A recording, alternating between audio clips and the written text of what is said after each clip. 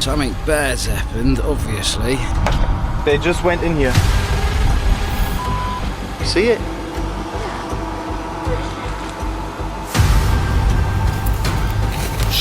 Okay, alright. Okay.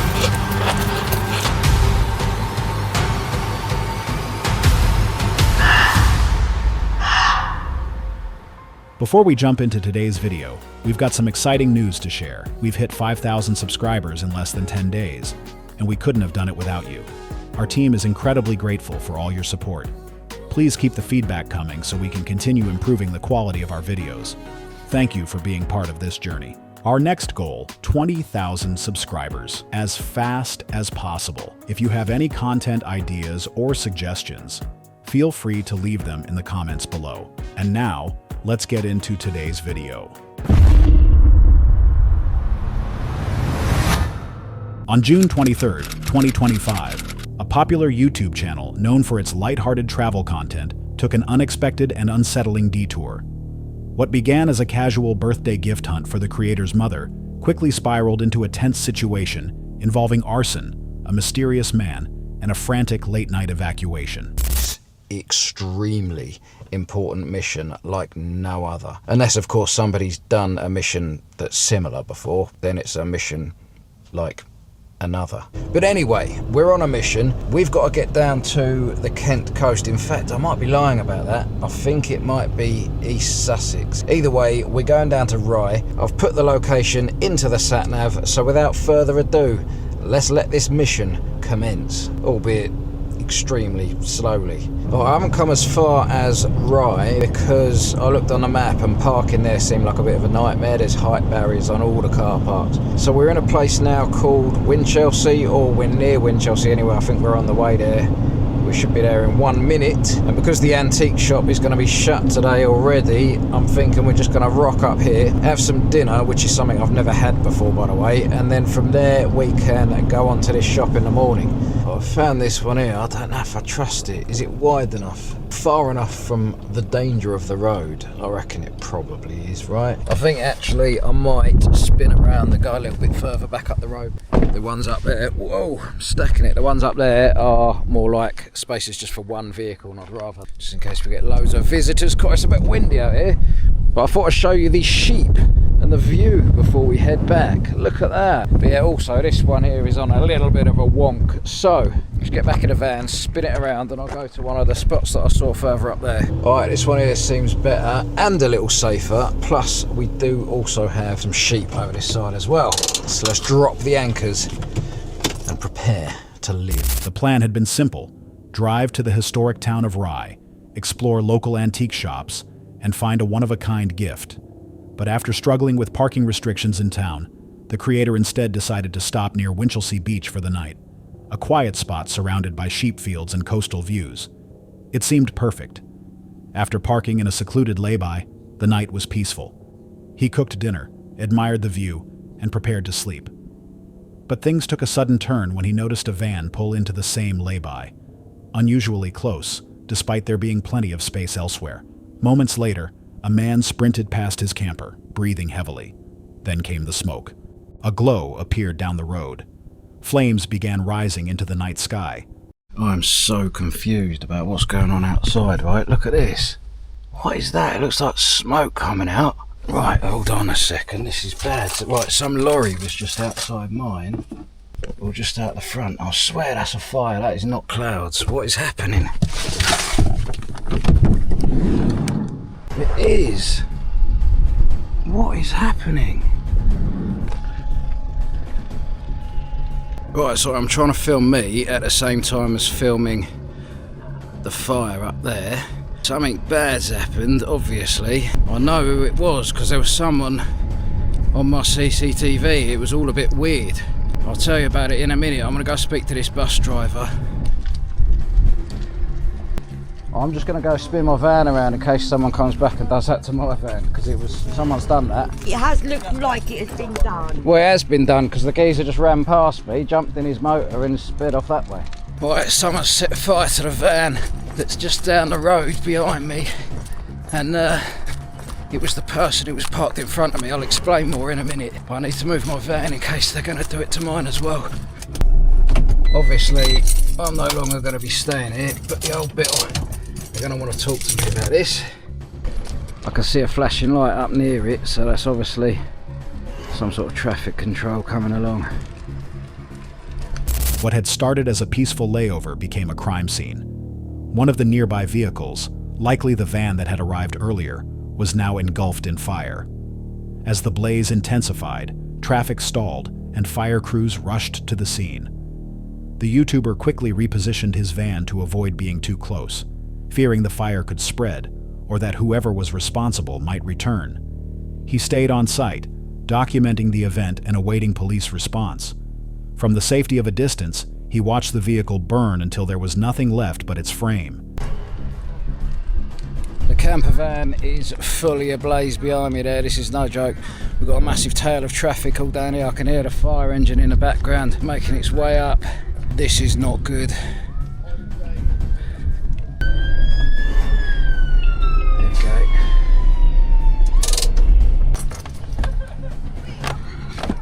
Apologies, I know you won't be able to see much on my camera right now, but I'm walking up the little ramp up onto the wall of the beach and I can't see anything. Where's my torch? Now I'm just going to walk along the top. I'm just going to see if I can see it a bit better from up here.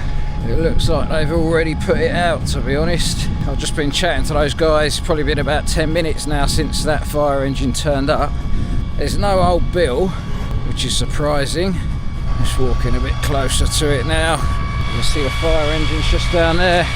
The campervan is now in ashes on the floor. It's been completely burnt out. You can see the guys just down there spraying the last bits to make sure it's fully out. But that is the end of one vehicle. I guess I've got to wait for the police to turn up, because if I leave the scene, they're going to think it's suspicious. But other than that, I don't know what to do. Obviously, I'm not going to sleep here for the night now. It sounds like it might have been targeted on that particular van because it's been sat there for ages, apparently. But you never know, it could have been just a random camper van burn.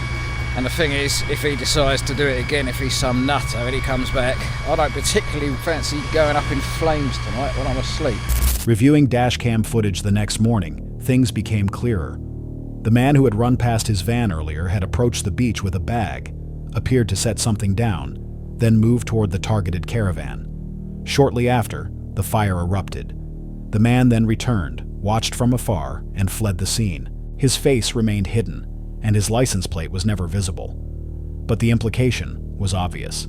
This wasn't an accident. So let's just talk you through this on the actual timeline of exactly how things happen from my point of view. So first of all, obviously, as you saw, I made the world's most glorious toasty. And then after that, I actually made a second one off camera because I just wanted to enjoy the pure goodness to myself. And whilst I was eating that, I heard an out-of-breath man running past my van. It sounded like he was in a rush, right? In fact, no, let's back up a bit before that. When I was eating my second toasty, I looked up on the CCTV and I saw a van just parked up in front of me. Now, bear in mind that I'd chosen to park in this particular lay-by because it's a small one. Now, some of these lay-bys up here are absolutely massive. There's other small ones as well, but there's plenty of them, right? So I thought, if I park there where that car was, that's where we were, no one's going to come into this spot because there's just no need for it. And whilst I was eating, I looked up on my CCTV, like I said, and I saw a van was parked there. Now, I was going to get out of the van and make a joke about it. I was going to say, how dare they park in my driveway and all this, just for a laugh.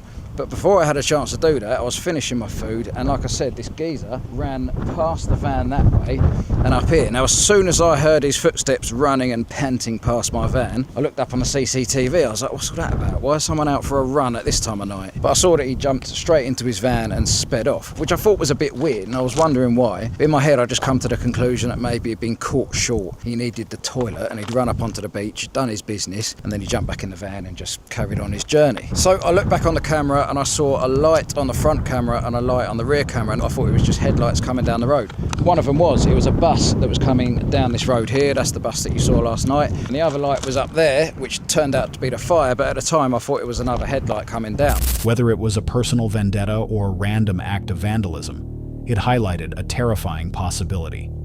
Had the wrong van been chosen, the outcome could have been very different. Was this a targeted attack? or just a random act waiting to happen to anyone nearby? What would have happened if he hadn't checked his cameras in time? Or worse, if he'd been inside the van that was chosen? Let us know what you think, because when you're parked alone, even in a dreamlike coastal setting, danger might be closer than it seems. Hold on a sec. If you're enjoying this so far, make sure to hit that subscribe button. Let's continue.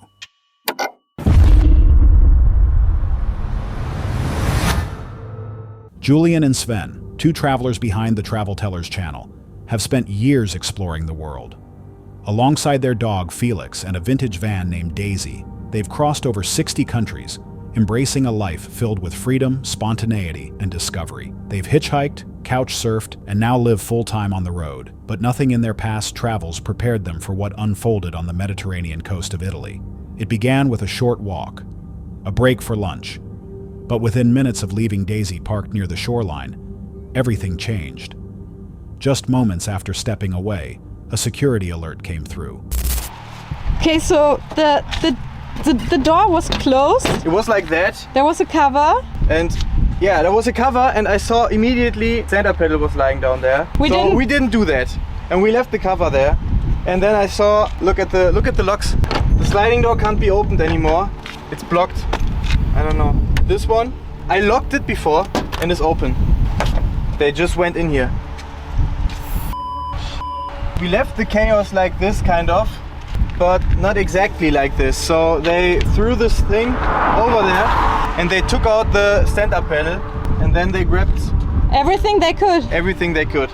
So my handbag was down here. Luckily, there's nothing important basically in my handbag. My handbag is a trash bag.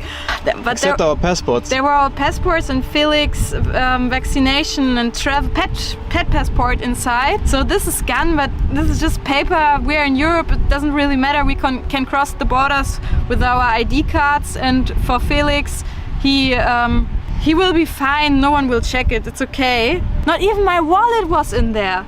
A few days ago I put it somewhere else and I forgot about it. Oh, luckily, because otherwise the cards would be gone. Your ID. My ID, yeah. This is what I need to travel in Europe. Yeah, so from here only my handbag is missing.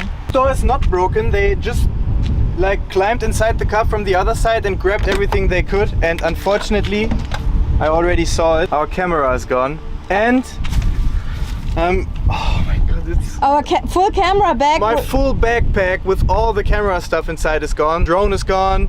The all of camera. the camera, the lenses, and our memory cards. At first, they weren't alarmed. The system had triggered false positives in the past. But this time felt different. When they rushed back to the van, panic set in. The locks were damaged. The sliding door wouldn't open. Something wasn't right. Inside, it was clear. Someone had broken in. Belongings had been tossed around. Bags were missing. And most devastating of all, their primary camera gear, drone, and memory cards had vanished. This wasn't just equipment. It was their livelihood.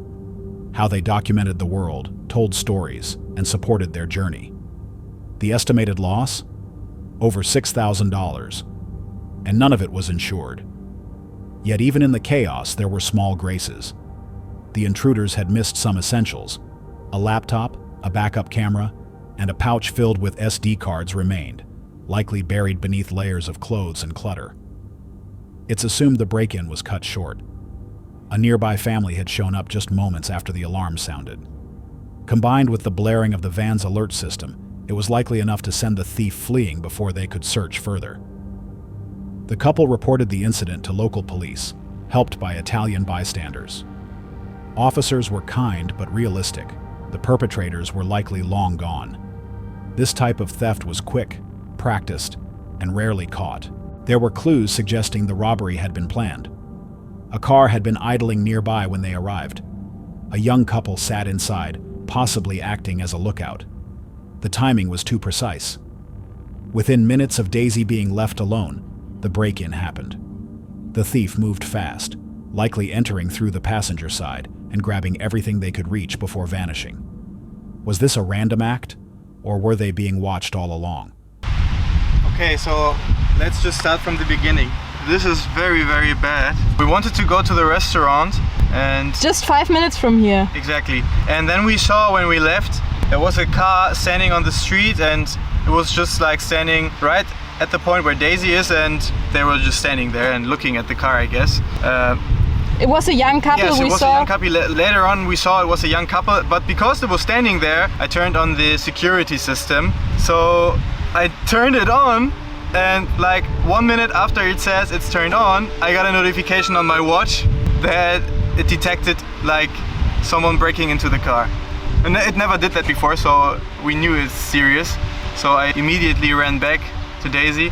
At first I saw like everything looked good, all the windows are still there, not broken into, and I saw something under the bus, and it was the stand-up pedal, and I immediately thought, okay, that wasn't us, someone was inside the bus. And luckily there was a couple standing next to our car which just was getting ready to go to the beach, and they were Italians, and I asked them if they saw anything. They said no, there was just a family leaving the place. I also saw it, like a family with 2 children calmly driving off, but I guess they didn't do anything. Probably the thieves or the thief probably left because the family came, or like the other cars came. And our alarm. Security system was ringing all the time.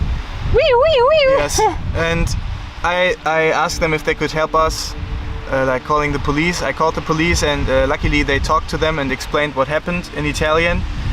More than the financial damage, it was the feeling of violation that struck hardest. Daisy wasn't just a vehicle, it was their home. To know strangers had rifled through it while they were steps away left them shaken. What if they hadn't returned when they did? What else could have been taken? Or worse, what if they'd walked in mid-robbery? Was this just bad luck, or something targeted and planned? Let us know what you think, because for those living on the road, the line between freedom and vulnerability is thinner than it seems.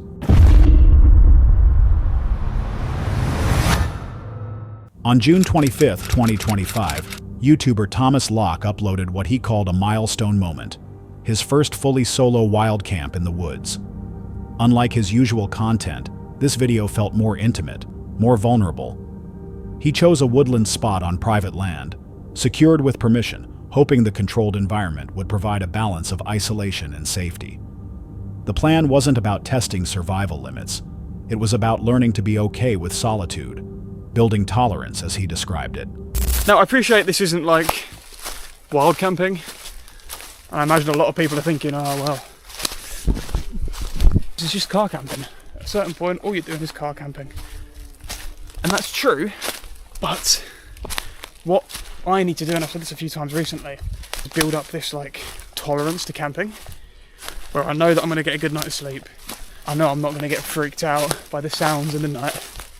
This is a perfect spot, by the way. This is literally a perfect spot. The car's just there. A bit lame, but this is a good spot. I've got to build up that tolerance. I've got to get used to the sounds of the woodland in the night, and knowing that I'm in a safe place, I have permission to be in, is going to help with that, for sure. Because you see what happened with the, and I felt like I was being watched, and I felt like I wasn't welcome. Whereas I know I could be being watched, but I haven't got to worry about anything like that. The evening unfolded calmly. Thomas set up near his parked vehicle, pitched his tent, and eased into a live stream with his followers. He acknowledged the nerves, but things felt manageable. He was in a good place mentally, or so it seemed. Righto, that's the live stream done. Not bad at all. Shout out to Ian for the super chat, £5, what a legend. And that'll be available to watch as well if you want to catch up with all that. It was a lot of nonsense. I had some absolute freaks in my chat tonight. It's starting to get dark, so I think, I mean it's not, like it's still bright out, like you can see the sky is still bright. I think I'm gonna head into bed. The darker it gets, the more panicky I'm gonna be, but there's no reason to be.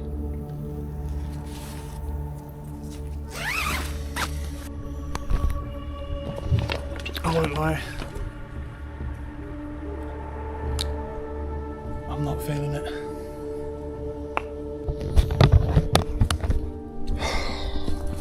Fuck me. Oh god, I just saw a tree And for a second there, I thought, oh God, it looked like a creature, man. My brain recognised it as that. And then I turned away and then I looked back and then it probably processed it.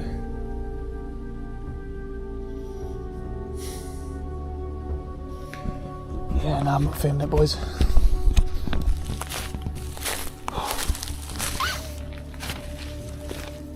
If I get into my tent and just chill out and calm my nerves down, I'll be fine. I literally came off the live stream, looked around.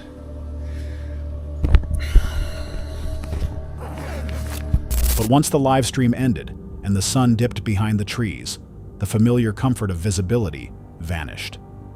He began second-guessing the shapes in the darkness. A tree trunk at first registered as something else entirely, his mind interpreting it as a figure standing nearby.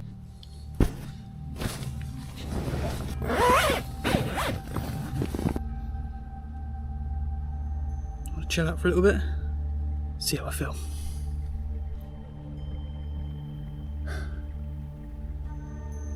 I need to get over it, man. I need to get over it. It's as simple as that. Persevere. Just what I wanted. Monk Jack going crazy. I'm chilling out though. I'm glad that I caught that sort of moment of like doubt on camera. It's very hot. I'm gonna stick it out. That would be a terribly freaky noise if I didn't know what it was.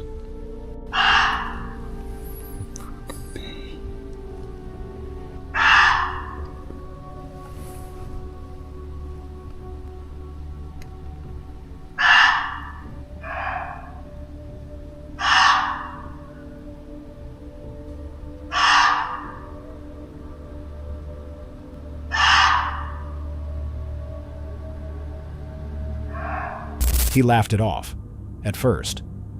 But then came the sound. As he began drifting towards sleep, a piercing shriek tore through the stillness, something that sounded eerily human. His body reacted before his brain could process it, shooting him upright in a panic. It happened again, and again, for over 20 minutes. Eventually, Thomas realized it was likely a muntjac deer, a small species known for its disturbing, almost human-like call. But even with that knowledge, the psychological effect had taken hold. The mood had shifted. The peace was gone.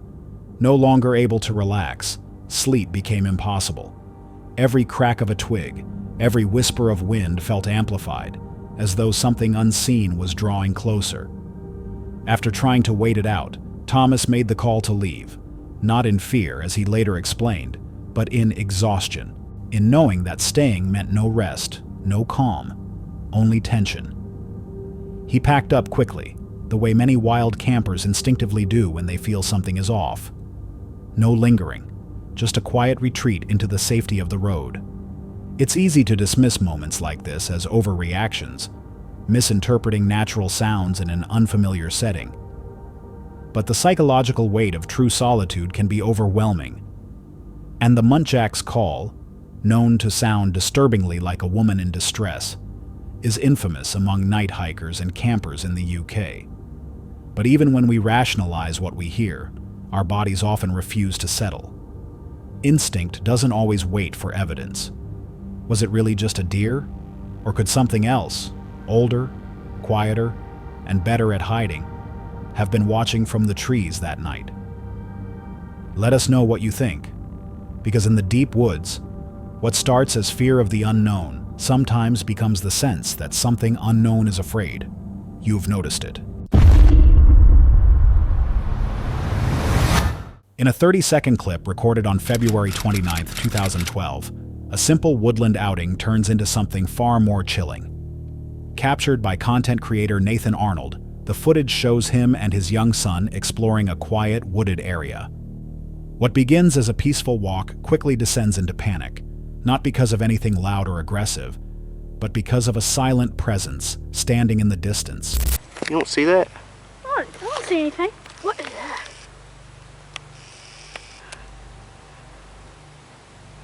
You see it? Yeah. What is that? God. get out of here. While walking along a forest trail, the two suddenly freeze. Something has caught their attention ahead. Something unusual. The camera briefly focuses on a tall, dark figure positioned deeper in the woods. It appears to be cloaked in a long black garment, its silhouette still but imposing. The image quality is poor, making it difficult to identify specific features, but the figure's height, posture, and appearance immediately trigger alarm. Nathan's voice drops to a whisper. His son confirms that he sees it too. There's no confrontation, no attempt to get closer, just a shared instinct to leave, fast.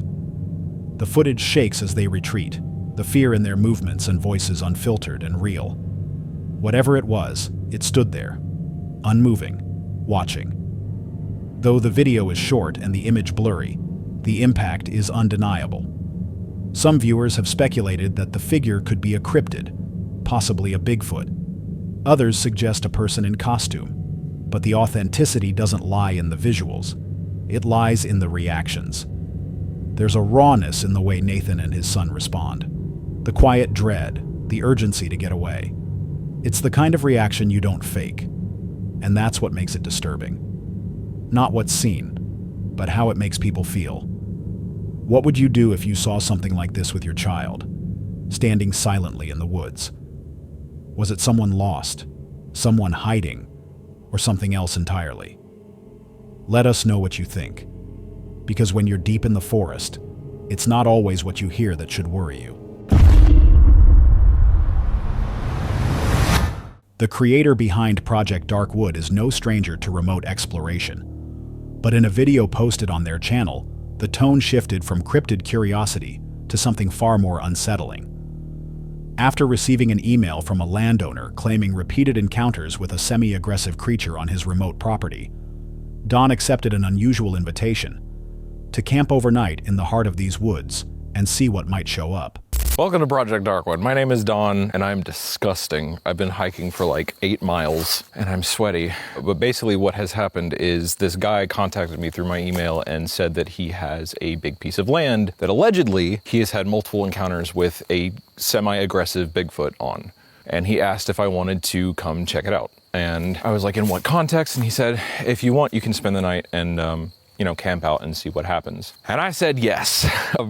So here I am, I'm on his property, I got my camp set up right now. I had to hike into the middle of it. I wanted a good vantage point to get to all the corners. Also, if you watched the New Year's update video, in it I talked about how my night vision camera was kind of having malfunction issues when I was in Blue Ridge. Well, unfortunately, it shit the bed and is now just out of commission completely. So we are going old school. I'm using the DSLR with a headlamp. It's a pretty bright one, so we should be all right. I thought about waiting until I got the night vision cam fixed, but I have no idea when I'm gonna be able to afford that. And I definitely cannot afford a new one, so we're just gonna wing it. But yeah, it should be completely dark in a couple hours or so, and then we will put on the gear and go look around and see what we see. Hopefully I don't get eaten. I don't think I will, but With permission secured and gear in tow, Don hiked several miles into an undisclosed wilderness. It wasn't just another investigation. This one felt different. Technical issues forced Don to abandon their usual night vision setup, relying instead on a DSLR and a headlamp. Despite the setback, the intention remained the same. Cover as much ground as possible, document what they could, and follow the trail of strange reports that had drawn them here. the battery seems to not last as long in the lighting rig, so if that goes out, we will at least have the headlamp. Just gonna try my best to try to make sure everything is well lit, which seems to keep it from getting crunchy, and try to hold the camera still.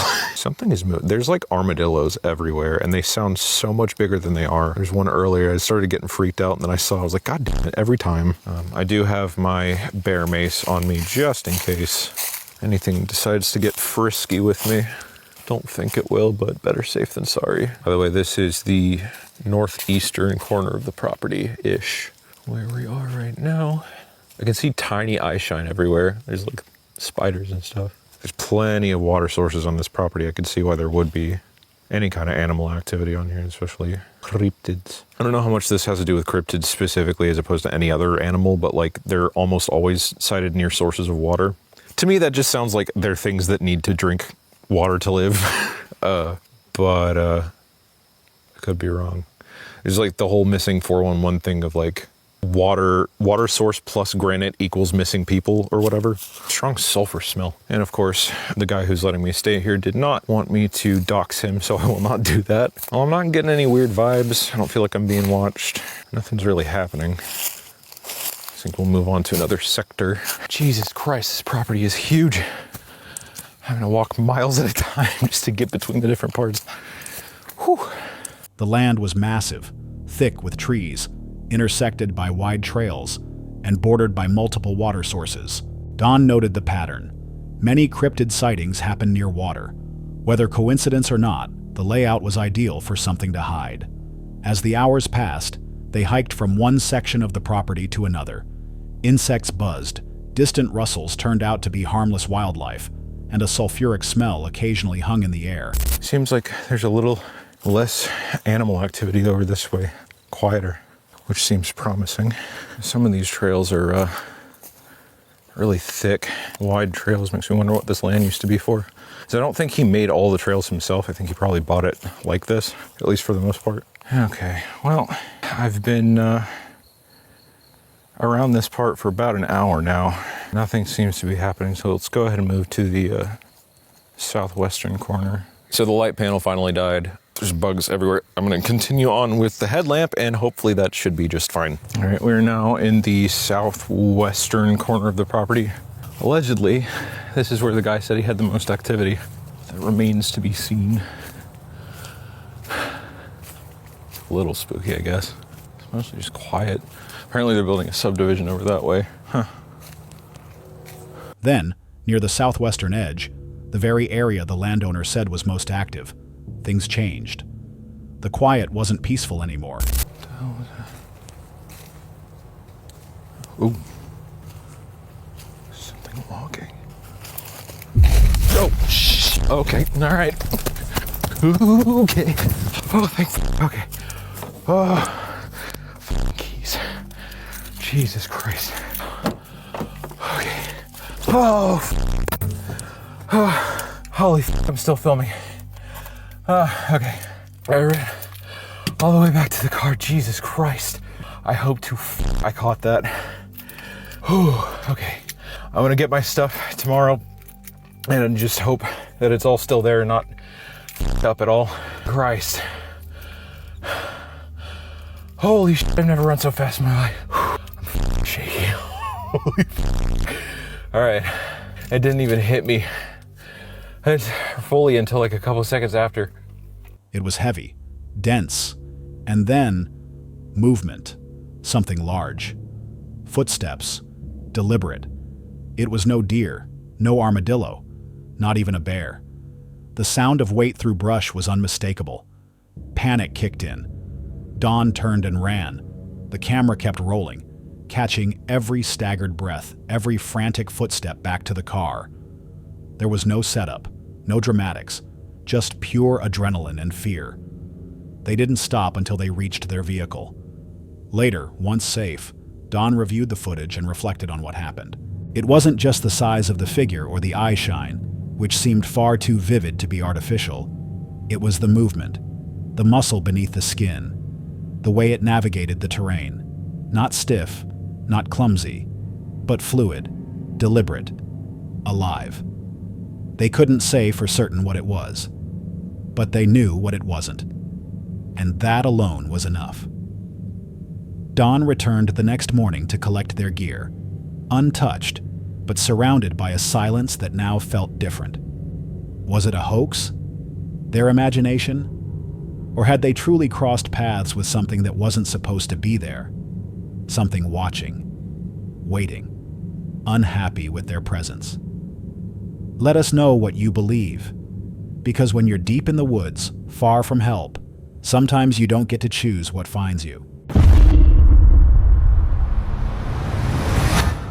On a frigid night in early January 2025, the creator behind Exploring with Bear returned to a remote stretch of wilderness, a location already familiar to longtime viewers for its chilling reputation. The area had been quiet for nearly a year, but stories still circulated. Reports of strange lights, distant howls, and sightings of not just one, but two cryptids, Bigfoot and the infamous Dogman, had persisted. This time, Bear planned to stay the night in his truck, parked along the tree line. With an infrared camera, an offering of fruit, and a fire for warmth, he hoped to quietly monitor any potential activity. But the deeper the night grew, the stranger things became. There we go.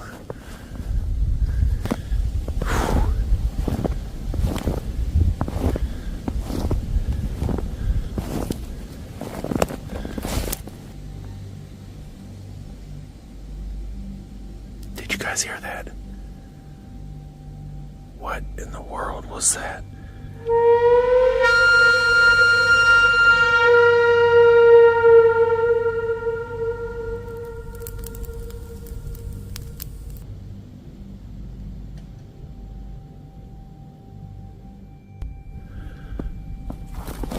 Man, that stinks. We're down to one light.